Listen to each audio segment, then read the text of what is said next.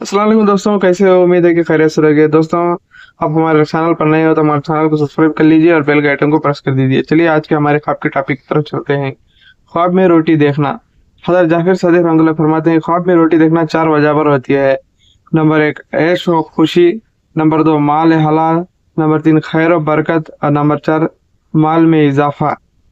हज़रत दानियल अलैहिस्सलाम फरमाते हैं कि रोटी खरीद कर घर ले गया है तो राहत सुकून पाएगा, और बहुत सारी रोटियां देखा है तो इसी तरह से माल में इजाफा पाएगा और राहत सुकून पाएगा और नेक लड़की से शादी करेगा।